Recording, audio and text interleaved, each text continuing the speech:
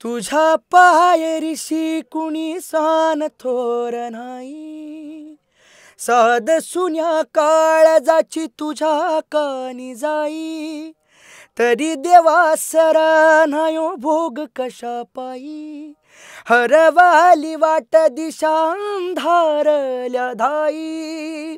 वाळूनी उधळतो जीव माया बाप. नमस्कार. कलाकट्टामध्ये मी भावना शिंदे तुम्हा सगळ्यांचं मनापासून स्वागत करते. एक कोरं गाणं आपल्या भेटीला आलंय, पोरं बदनाम. आणि ते गाणं ज्याने गायलंय तो काय म्हणू आपल्या सगळ्यांचा लाडका धमाल आणि सध्या इंडियन आयडलसुद्धा तो गाजवतोय हिंदीमध्ये, चैतन्य देवडे. खूप खूप स्वागत आहे. कसा आहेस? खूप मस्त. कलाकट्टा ना, कलाकट्टाच्या सर्व ऑडियन्सला माझा नमस्कार. रामकृष्ण हरी. खूप छान वाटतंय. नवीन गाणं आलंय पोरं बदनाम आणि खूप छान मजा येते गाण्यावर. सगळे थिरकतायत, नाचतायत. खूप छान मजा येते. चैतन्य, कसं आलं हे गाणं तुझ्याकडे? हे गाणं खूप म्हणजे योगायोग म्हणावं लागेल. सर्वच या गाण्यामध्ये जेवढी स्टारकास्ट आहे सगळीच खूप अमेझिंग आहे, खूप छान आहे. बने भाऊ आहे आमचे आणि सगळेच म्हणजे अनिरुद्ध दादांनी खूप छान कंपोज केलं आहे गाणं आणि खूप मजा येते. जेव्हा मी म्हणजे मुंबईमध्ये, मी आता आयडलच्या निमित्तानं मी सध्या मुंबईमध्येच आहे स्टेला. त्यामुळे एक योगायोग म्हणावं लागेल. सरांचा फोन आला की चैतन्य असं असं आहे. म्हटलं नक्की करूया आपण, मला पण वेळ होता.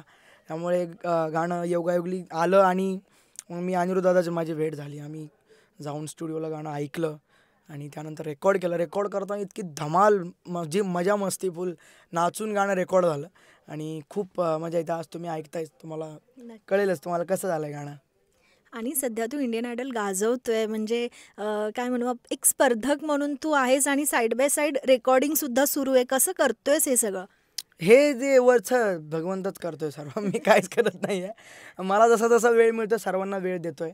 कारण की आज जे मी आहे, माझ्या सर्व चाहते जे माझ्यावर प्रेम करतात, आशीर्वाद आहे, त्यांच्यामुळे आहे. त्यामुळे प्रत्येकाला थोडा थोडा वेळ देणं माझं काम म्हणजे माझं कर्तव्य आहे. आणि आयडल चालूच आहे माझं. आयडलची सर्व प्रवास आता संपतच आला आहे ऑलमोस्ट मार्चपर्यंत. त्यामुळे खूप छान मजा येते. आयडलचा एक प्रवास म्हणजे एक असा आहे की एक जर्नी नसते का, आपण कुठेतरी बाहेर जातो, आपण सर्व गोष्टी अनुभवतो, तसा हा प्रवास आहे.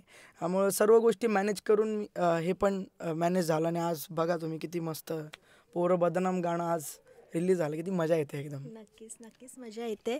पण काय म्हणू आपण इंडियन आयडलबद्दल थोडंसं मला तुझ्याशी बोलायला आवडेल की कसा तो प्रवास सुरू आहे आणि काय म्हणू एक मराठी मुलगा अभिजित सावंत याने इंडियन आयडल गाजवलंय. म्हणजे ते म्हटलं की अभिजित सावंत आठवतो. आता तू पुन्हा एकदा गाजवतोयस आणि तुलाही तितकंच प्रेम मिळते. ते कसं वाटतंय तुला? खूप छान वाटतंय. इंडियन आयडल एक खूप मोठा प्लॅटफॉर्म आहे. बरेच सीझन झाले, त्याच्यामध्ये बरेच सिंगर झाले. पण इंडियन आयडलचा हा सीझन 15 जो आहे हा काहीतरी आगळा वेगळा आहे. तुम्ही बघतायत सर्वच सिंगर खूप छान आहेत. माझे जेवढे मित्र आहेत जे गात आहेत, कॉम्पिटिटर म्हणणार नाही, कॉम्पिटिटर समजत नाही त्यांना. मी फक्त एक गायक म्हणून तिकडे आहे आणि माझं एक एक काम करतोय. मी तिकडे जाऊन गाणं गातोय आणि लोकांपर्यंत छान प्रकारे ते पोहोचतंय हे बघून खूप छान वाटतं मला. त्यामुळे हा प्रवास खूप छान चालू आहे. श्रेया घोषाल मॅम असतील, विशाल सर, बादशाह सर, हे एवढे दिग्गज लोक आज जज करताय आम्हाला आणि आज आम्ही त्यांच्यासोबत राहून शिकतोय आणि ते आम्हाला इतकं गायडन्स देत आहेत, आमच्यासोबत मजा मस्ती करतायत. त्यामुळे खूप छान वाटतं. या लोकांना टेलिव्हिजनवर बघितलं आहे, यांची प्लेलिस्ट आहेत आमच्या मोबाईलमध्ये, गाणे ऐकलेत. श्रेया घोषाल तर भयंकर खतरनाक गोष्ट आहे. कारण की श्रेया मॅमची गाणी तर स्वप्नात पण ऐकतात लोक. तसं तर ऐकतातच. पण मी पर्सनली खूप फॅन आहे. Vishal sir great composer and singer, खूप छान आहेत सर्व. त्यामुळे खूप एक वेगळा अनुभव आहे हा माझ्यासाठी. कारण की श्रेया मॅमला बघायला नुसतं तिकीट काढून लोक ऑडियन्समध्ये जातात, पण आज मी त्यांच्या समोर उभं राहून गातोय, त्यांच्याशी बोलू शकतो, गाऊ शकतो, हे खूप दैवी आहे कुठेतरी, मला असं वाटतं. आणि खूप छान वाटतंय. मस्त चालू आहे प्रवास आणि इथून पुढे कडकच असा गात राहील. सर्वांचा सपोर्ट आहेच आणि अजून सपोर्ट करा. आता थोडेच दिवस राहिले त्यामुळे भयंकर सपोर्ट येईलच लोकांकडून. नक्कीच, येस. नक्कीच येईल. आणि ऑन स्क्रीन ज्या कमेंट्स मिळतात, कॉम्प्लिमेंटरीज मिळतात तुम्हाला, ते आम्ही पाहतोय. पण ऑफ स्क्रीन आता तू श्रेया मॅडमचं इतकं कौतुक केलंस, किंवा विशाल सर आहे किंवा बादशाह आहे, ऑफ स्क्रीन काही आल्यात का, टिप्स आल्यात का त्यांच्याकडून, आणि एखादी गोष्ट, आज एखादी मुमेंट्स तुला शेअर करावीशी वाटत असेल तर? श्रेया मॅम जसं आहे तसं ते बॅक स्टेजला पण तसेच असतात. म्हणजे त्यांचं काही वेगळं नाही. पण श्रेया मॅम खूप जॉली आहेत. स्ट्रिक्ट बिक्ट अजिबात नाही.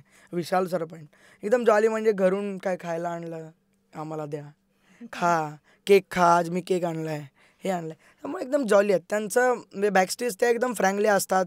हसून खेळून एकदम जोक्स वगैरे, लई जास्त स्ट्रेस म्हणतो ना आपण, ते तेवढं देत नाही. आणि असं वाटतं की आम्ही आमच्या घरीच गातोय. जजेस आज आमच्या समोर बसले, आम्हाला त्यांचं काही स्ट्रेस म्हणजे जेवढा एक भीती असते तेवढी वाटतच नाही. कारण की श्रेया मॅम, विशाल सर आधी सांगतात की बाबा फ्रँकली गा, घरी असल्यासारखं गा, आम्ही समोर आहे नाही समजूच नका म्हणे, एकदम घरी असल्यासारखं गा. त्यामुळं ते जेवढं दडपण असतं तेवढं ते लॉस होतं, कुठेतरी ते निघून जातं. आणि अजून छान गाणं होतं आमचं. त्यामुळे खूप छान एक्सपिरियन्स आहे. नक्कीच. आणि आपण आज पोरं बदनाम निमित्त भेटलोय, त्यामुळे ते गाणं तर मी तुझ्याकडून ऐकणारच आहे. नक्की. पण इंडियन आयडलच्या प्रवासातलं एखादं तुझं आवडीचं गाणं, जवळचं गाणं आज प्रेक्षकांना ऐकवावं असं वाटलं तर ते कुठलं असेल? इंडियन आयडलला मी एक मराठी गाणं पण गायलं होतं, खेळ मांडला. तर ते मला खूप आवडतं आणि माझं ऑलवेज फेवरेट गाणं. आणि ज्या लोकांना मराठी कळत नाही त्यांचंसुद्धा हे फेवरेट गाणं झालेलं आहे आता. त्यामुळे मला ते ऐकवतो मला. तुझ्या पायरीशी कुणी सान थोर नाही, साध सुन्या काळजाची तुझ्या कानी जाई, तरी देवासरा नायो भोग कशा पायी, हरवाली वाट दिशा अंधारल्या धाई, वाळूनी उधळतो जीव माया बापा, मना वायुरी पेटला, खेळ मांडला देवा, खेळ मांडला. वा वा. अजय अतुल सरांकडून कॉम्प्लिमेंट आली आहे का यासाठी तुला? अजय अतुल सर तर आहेच ऑलवेज. मला सांगत असतात, फोन करत असतात, कॉमेंट करत असतात की छान गातोयस, मस्त असाच गात राहा. त्यामुळे खूप छान वाटतं. आणि अजय अतुल माझं दैवत आहे असं म्हणायला हरकत नाही. कारण की अजय अतुल सरांना खूप ऐकलं आहे, खूप ऐकतोय अजूनही. आणि त्यांचं गाणं मला खूप आवडतं. आणि त्यांचं कसं आहे, प्रत्येक गाणं लोकांच्या काळजापर्यंत पोहोचतं. त्यामुळं मला पण त्यांच्याकडून असं शिकायला मिळतं की मी पण माझं गाणं लोकांच्या काळजापर्यंतच पोहोचवणार. कारण की ते काळजात एकदा घुसलं ना की ते लाईफ टाईम राहतं लोकांच्या मनामध्ये. आणि लोक कायम जेव्हा लोकांना लाईव्ह शोजच्या निमित्तानं भेटतो ना, तेव्हा लोकांची फरमाईश येतात की आम्हाला हे पण ऐकायचं आहे, तू हे पण छान गायला होतास. त्यामुळे ते प्रत्येक गाणं मी लोकांच्या त्या हृदयापर्यंत पोहोचवण्याचा माझा हा प्रयत्न आहे. नक्कीच. Yes. आणि आता पोर बदनामकडे आपण वळूया. Yes. आणि आपण म्युझिक डिरेक्टर अनिरुद्ध सर यांना सुद्धा बोलवूया. Yes. सर प्लीज या. अनिरुद्ध भाऊ, नमस्कार. कसे आहात तुम्ही? मजेत मजा आले खूप गाणं करून चैतन्याबरोबर. आणि सर्वात आधी कलाकट्टाच्या पूर्ण ऑडियन्सला नमस्कार. हां, येस. काय सांगाल या गाण्याबद्दल, आणि पोरांना बदनाम करायचं कसं ठरवलं तुम्ही खरं तर? खरं तर गणेश सर माझ्याकडे आलेले, म्हणजे त्यांनी फोन केला की आपल्याला दोस्तीवर गाणं बनवायचं आहे, समथिंग दोस्ती रिलेटेड करायचं आहे. तर मी आधी एक ड्राफ्ट बनवलेला, तो एकदम निखळ दोस्ती टाईप होता, एकदम सोजवळ दोस्ती होती ती.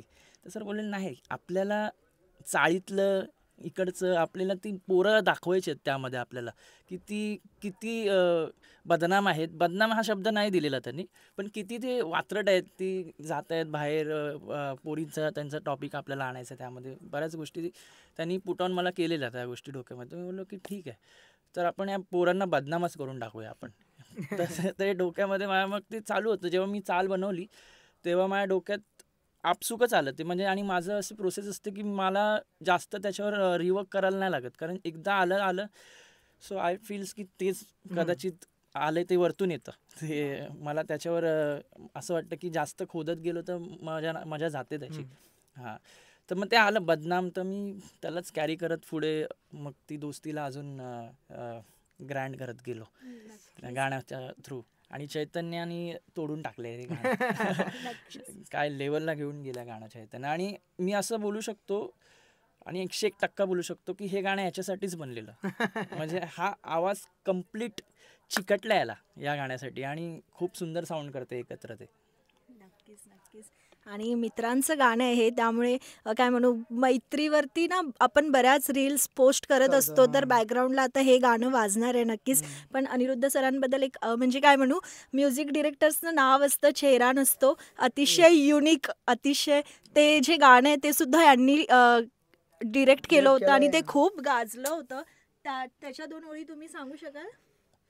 अतिशय युनिक, अतिशय वेगळा असा आळस मला आलेला आहे, त्यामुळे खरंच मला कळू दे, जे काय बाहेर घडतंय ते घडू दे, विमानांना नडू दे, समथिंग लाईक दॅट. पण तर ते गाणं करायला खूप मजा आलेली. कारण आणि ॲक्च्युली मला डिफरंट जॉनराज टच करायला खूप आवडतं. मला एकाच झोनमध्ये गाणं तेच पॅटर्न करायला आवडत नाही. आणि वेगळे पण खूप इम्पॉर्टंट आहे एका कलाकाराला प्रत्येक दिवशी आणि प्रत्येक वेळी देणं.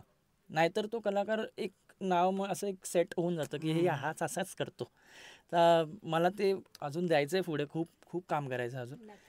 तर ते एका झोनमध्ये राहायला आवडत नाही. म्हणजे माझं पण तसंच आहे. लोकांना समजा असा धमाकेदारच ऐकायला, सगळ्या लोकांना धमाकेदार ऐकायला आवडत नाही. काही काहींना सॉफ्ट पण आवडतं, काही काहींना नाही का. ॲटलीस्ट म्हणजे मी झिंगाट पण गायलंय, रमता जोगी गायलंय, मी छैया छैया पण गायलंय, मी मेरा जूता है जपानी पण गायलंय. हे हे काय त्याला म्हणतात, वर्सटॅलिटी. माझा इंग्लिश जरा वीक आहे बरं का, खरं सांगतो. वर्सटॅलिटी थोडीशी दिसते प्रत्येक याच्यामध्ये. त्यामुळं याचा पण तोच येतोय आणि एक आमचं एक ट्युनिंग जुळल्यासारखं असं वाटतं. आणि ट्युनिंग जेव्हा जुळतं ना तेव्हाच असं गाणं तयार होतं असं मला वाटतं. त्यामुळे खूप छान झालं आहे गाणं. तर या जोडीचे अनेक गाणी पुन्हा पुढे ऐकायला आवडतील आम्हाला. जाता जाता आपण ऐकूया. येस. पोर बदनाम बदनाम बदनाम रे, पोर बदनाम बदनाम बदनाम रे, भावय प्लीज रे, सारी बदनाम रे, पोर बदनाम बदनाम बदनाम रे. क्या बात क्या बात, वाह. Thank you so much. आणि खूप खूप शुभेच्छा. खूप प्रेम मिळू दे तुमच्या गाण्याला. याच शुभेच्छा. धन्यवाद. Thank you so much. थँक्यू. आणि चैतन्य, ऑल द बेस्ट इंडियन आयडलसाठी. धन्यवाद. कलाकट्टाच्या सर्व प्रेक्षकांना माझा धन्यवाद. असंच प्रेम करा, आशीर्वाद द्या आणि सपोर्ट करा. धन्यवाद. Thank you so much.